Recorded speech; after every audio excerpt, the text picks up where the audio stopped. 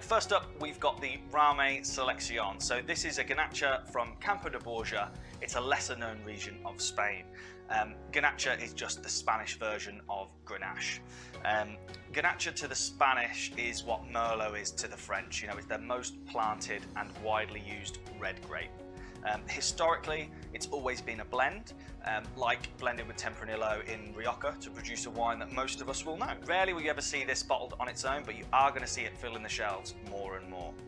The grape takes the heat really well. It absorbs sun, becomes super ripe, so that means lots of fruit flavors, dark fruits, and with this particular one, almost kind of jammy notes. So that was one of the reasons why it was written off. You know, that taste wasn't preferred before, but it's now really coming into its own. Serious easy drinker, this one. Spain again this time, but this one is Forno GSM. So this is a Garnacha, Shiraz and Monastrell GSM blend wine. These wines have their spiritual home in the Côte d'Aron in France, but each grape here gives different properties that blend really, really well together. So that Garnacha provides lighter red fruit flavors, kind of verging on perfume.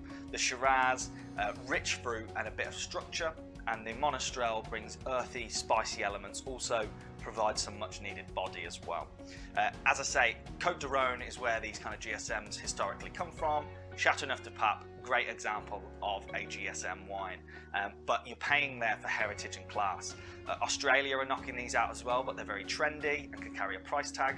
These Spanish ones are offering fantastic value for money.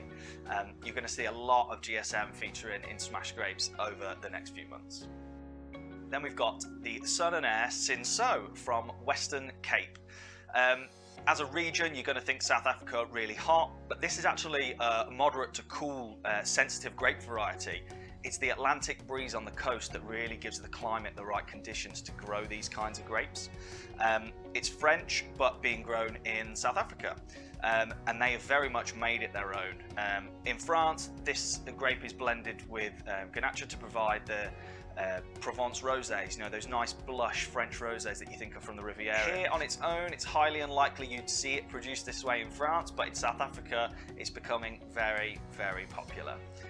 Super light, super pretty, and really kind of perfume, Parma Violet, almost candy floss vibes in this. If you're feeling brave, just try to chill it a little.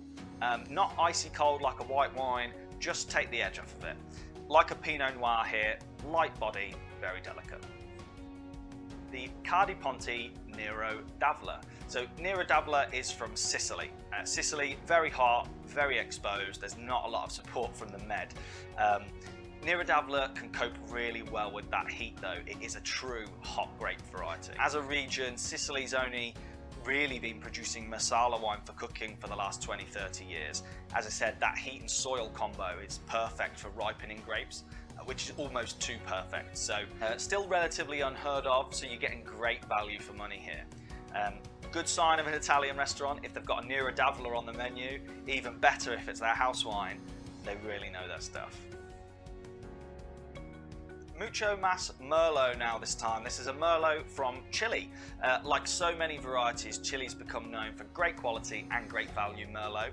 And whilst Merlot is considered to be a very much middle of the road red grape, you know, medium body, medium alcohol, and arguably to some medium in flavour, what Chile do is they use their environment to really turn the dial on the grape. So things like altitude, sea breeze, exposure to sun. And that gives the grape plenty of time to grow and be really happy. In doing that, it develops a lot of bramble fruit flavours and its signature plum, which is a telltale sign of a Merlot. This is a great all-rounder. Finally, we've got the peculiar Mr. Pat here from Southeast Australia. Again, a Merlot this time. Australia, you're probably thinking super hot climate, but actually the region here benefits from the cooling effects of the Murray River.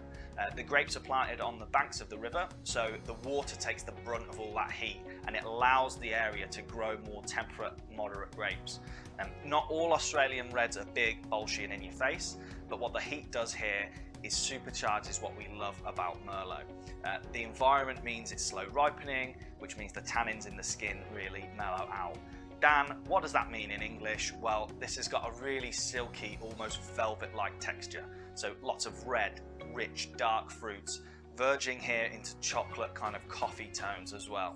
This is a perfect example of how the same grape variety can be completely different in two countries, and why you should never write off a single variety. What makes them so different? Well, as I say, it's that sun, heat, breeze, soil. You've got those to thank for it.